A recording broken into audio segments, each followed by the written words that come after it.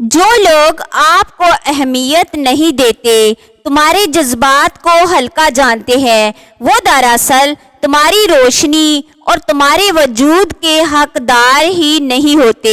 تمہاری معصومیت، خلوص اور محبت کوئی عام چیز نہیں بلکہ ایک خزانہ ہے، اور خزانے ہر کسی کو نہیں دکھائے جاتے۔ زندگی کے تجربے بتاتے ہیں کہ دل سب پر نہیں کھولا جاتا۔ کچھ لوگ صرف لینے آتے ہیں، لوٹنے آتے ہیں اور پھر خالی چھوڑ جاتے ہیں، لیکن وقت تمہیں یہ سکھا دیتا ہے کہ کس پر بھروسہ کرنا ہے، کس کو قریب رکھنا ہے اور کس پر ہمیشہ کے لیے دروازہ بند کر دینا ہے۔ گھونگھٹ کو اللہ تعالیٰ نے کیوں پیدا کیا؟ حضرت موسیٰ علیہ السلام نے اللہ تعالیٰ سے پوچھا کہ یا الہی، یہ گھونگھٹ کو آپ نے کیوں پیدا کیا؟ اللہ تعالیٰ نے جواب دیا کہ انسان کو سبق سکھانے کے لیے۔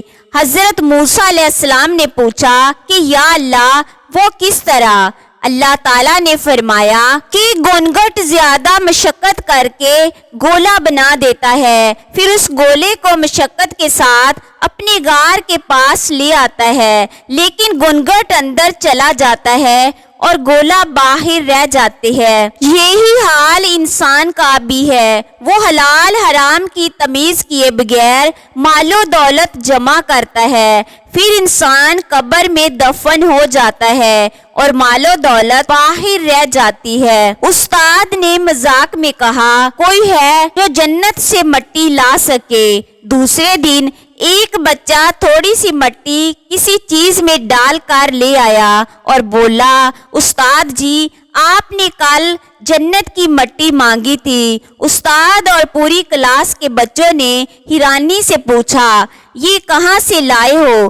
اس نے محبت کے بھرپور لہجے میں کہا کہ اپنی ماں کے قدموں کے نیچے سے مٹی لایا ہوں۔ سب سے اعلیٰ درجے کی نفاست یہ ہے کہ دوسروں کی غیبت، چغل خوری اور نجی معاملات میں دخل اندازی سے دور رہیں۔ آپ کا دل صاف ہو، سوچ روشن ہو، اخلاق عمدہ ہو، آپ کے خیالات آپ کی ظاہری شخصیت سے بھی زیادہ شائستہ ہوں، آپ کے جذبات آپ کے خوشبو سے زیادہ خوشگوار ہوں، اور آپ کا اخلاق آپ کی صورت سے کہیں زیادہ دلکش ہو۔